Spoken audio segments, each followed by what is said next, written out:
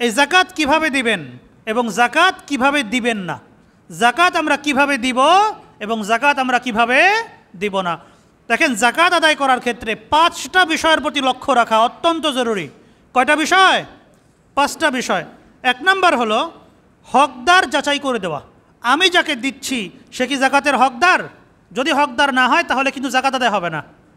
যদি এমন হয় যে আপনি ভুলবশত দিয়ে ফেলেছেন, মনে করেছিলেন হকদার, আপনি ওই বিশ্বাস করে দিছেন, কিন্তু দেখা গেল সে হকদার না এবং তার থেকে ওটা ফেরত নিতে পারছেন না, তাহলে জাকাত আদায় হয়ে যাবে। কিন্তু প্রথম কাজ হলো যাচাই করে দেওয়া। 2 নম্বর, জাকাত আপনি প্রকাশ্যেও দিতে পারেন, গোপনেও দিতে পারেন, কোনো সমস্যা নাই। আল্লাহ রাব্বুল আলামিন কোরআনে কারীমে ইরশাদ করেছেন, আল্লাযীনা ইউনফিকুনা আমওয়ালাহুম বিল-লাইলি ওয়ান-নাহার সিররান ওয়া আলানিয়া ফালাহুম আজরুহুম ইনদা রাব্বিহিম। যারা আমার দেওয়া সম্পদ থেকে খরচ করে দিনে রাতে প্রকাশ্যে গোপনে, তাদের জন্য তাদের রবের কাছে মহাপ্রতিদান প্রস্তুত আছে। তো জাকাত আপনি গোপনেও দিতে পারেন, প্রকাশ্যেও দিতে পারেন, দিনেও দিতে পারেন, রাত্রেও দিতে পারেন, কোনো সমস্যা নাই। তবে যেই বিষয়টার প্রতি খেয়াল রাখতে হবে সেটা হলো গ্রহীতার অবস্থা বিচার। গ্রহীতার অবস্থা বিচার করা উচিত। আপনি কাউকে জাকাত দিলেন, যদি এমন হয় প্রকাশ্যে দিলে, লোকদের সামনে দিলে সে নিজেকে ছোট বোধ করবে, সে এটা গ্রহণ করতে সংকোচ করবে, তাহলে তাকে গোপনে দেওয়ার চেষ্টা করবেন। গ্রহীতার যে অবস্থা ওইটা বিচার করে আপনি জাকাতের অর্থ পরিশোধ করার চেষ্টা করবেন। 3 নম্বর বিষয় হলো জাকাত এটা সম্মানের সাথে দেওয়া। আমরা যাকে জাকাত দেব, যাদেরকে আমরা জাকাত পরিশোধ করব, যেন আমরা ইজ্জতের সাথে, সম্মানের সাথে দেই, একটা খামে ভরে সুন্দর করে দেওয়ার চেষ্টা করি। যদি ভালো কোনো সম্মানিত ব্যক্তি হন, অনেকে আছেন আপনার শিক্ষক, আপনার ইমাম, অথবা আপনার সাথে সম্পৃক্ত কোনো ব্যক্তি, আপনার বন্ধুবান্ধব, জাকাত দেবেন, তাকে আপনি বিকাশে পাঠিয়ে দেন, নগদে পাঠিয়ে দেন এবং উপহার হিসাবে বলে দেন।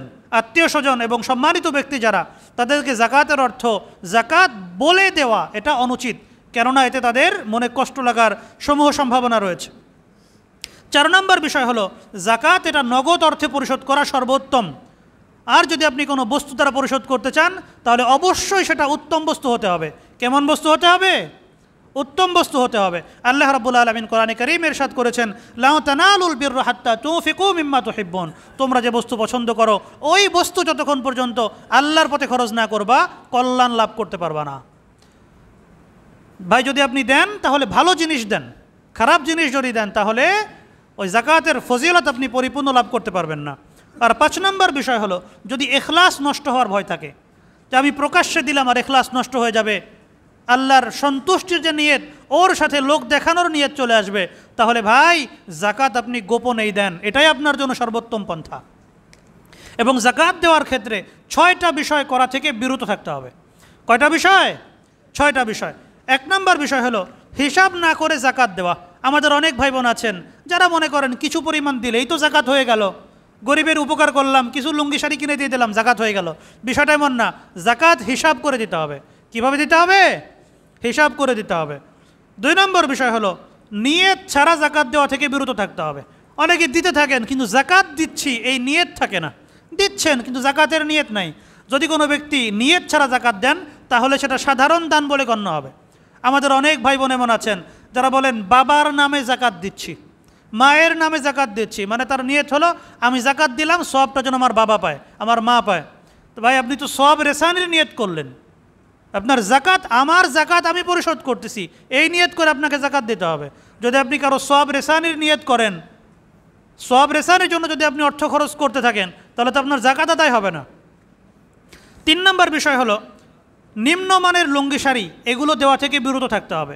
আমাদের সমাজে নিম্নমানের লুঙ্গি শাড়ি দেওয়ার ব্যাপক প্রবণতা রয়েছে, আছে কি নাই? আছে। এমন লুঙ্গি শাড়ি দেওয়া হয় যেটা 3 মাসও টেকে না।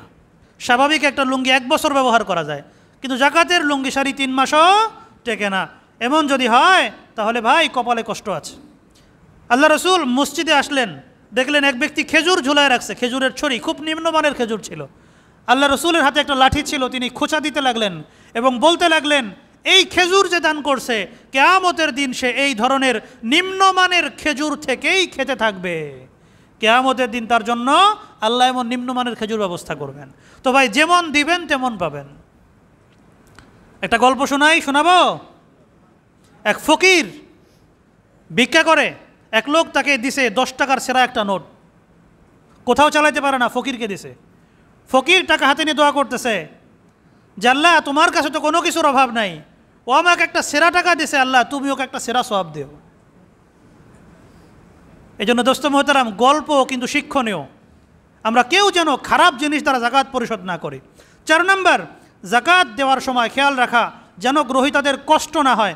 বিতরণ করার সময় দেখা যায় রৌদ্রের মধ্যে লাইন ধরিয়ে দাঁড় করিয়ে রাখা হয়েছে, লাইন সোজা করার জন্য পিটানো হচ্ছে, আঘাত করা হচ্ছে। এগুলো করা থেকে বিরত থাকা দরকার ভাই। আমাদের দেশে অনেক সময় খবর শোনা যায় জাকাত নিতে গিয়ে 10 জন 20 জন আহত, অনেক সময় তো নিহত হওয়ার খবরও চলে আসে। এর থেকে বিরত থাকা চাই। 5 নম্বর বিষয় হলো দান করে আমরা যেন কেউ খোটা না দেই। দান করে খোটা দিলে দানের ফজিলত নষ্ট হয়ে যায়। আর 6 নম্বর বিষয় হলো পরবর্তীতে আমরা তাদের থেকে সুবিধা নেওয়ার চেষ্টা না করি। আমরা যদি পরবর্তীতে সুবিধা নেওয়ার চেষ্টা করি তাহলে জাকাতের ফজিলত নষ্ট হয়ে যাবে। আল্লাহ রাব্বুল আলামিন আমাদেরকে ভালো করে এই বিষয়গুলো বোঝার তৌফিক দান করুন। আমরা সকলে বলি আমিন। ওয়া আখিরু দাওয়ানা আনিল হামদুলিল্লাহি রাব্বিল আলামিন।